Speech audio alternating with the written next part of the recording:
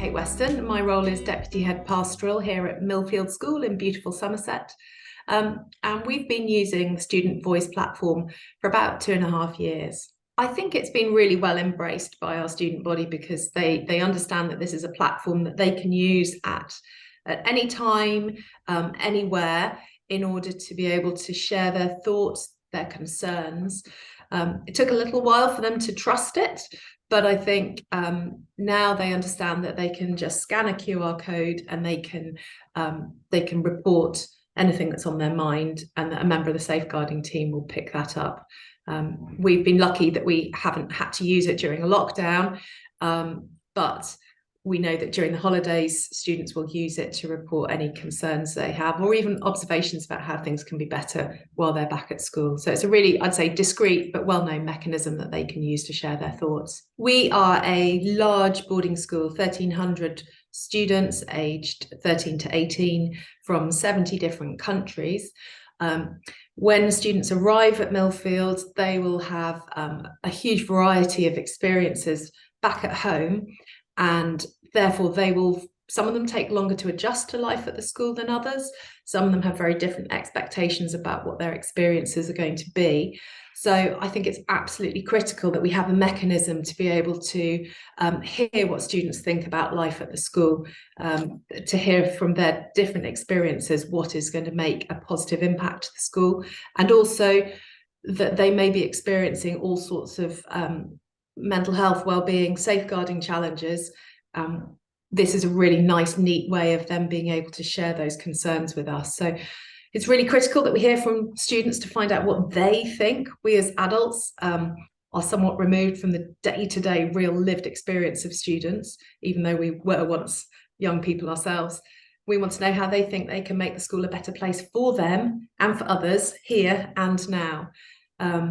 So any observations about their life at school, any concerns about either themselves or other people more often, is really, really valuable information for us as adults. I think that we've definitely had disclosures that have been made via the student voice that are unlikely to have been made by other routes. I think it comes down to that sense of trust when students arrive at the school. They are told about the student voice in their very first week.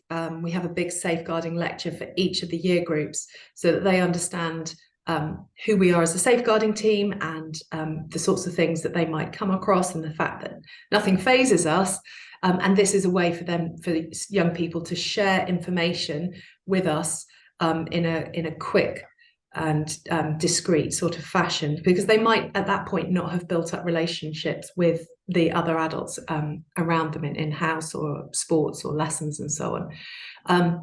So I think that using this platform really demonstrates our ongoing financial, but also more importantly, educational and emotional investment and commitment to safeguarding and to mental health. I think it shows students that we really listen to them, and we can respond to students in real time, rather than waiting for another forum like through a year group or house or school council meeting that's scheduled maybe for a few weeks' time. We can get back to them immediately. They've got access to SLT, anytime, anywhere, and we can respond in a really quick and easy fashion. And if they are finding it more difficult to communicate in other ways, then just sending a message takes some of the fear out of disclosing something to an adult that they might not know very well. Yeah, I definitely think it's definitely one of the routes to be able to support children, listening to children's voices, and to being able to understand what their relationships are like with their peers and any sort of negative interactions that may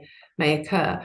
I think because as a big school, we have a large number of students that come to Millfield every year. So we have about 400 new entrants every September. So I think it's really important that we keep working on embedding the use of the student voice with our new students and keep revisiting that with them throughout the year. There will be one or two pockets of misinformation where they say, oh, the teachers, they can see who it is who's sending out, who's making the disclosure. So that opportunity for anonymity is, that's lost sometimes. The students occasionally don't believe that that's the case. And so we're working with our captains of school for them to do a little video where they can show quite how a disclosure is made and what comes up when a disclosure is made, so that they can say as a student to the rest of the student body, hey guys, when we say it's anonymous, it absolutely is.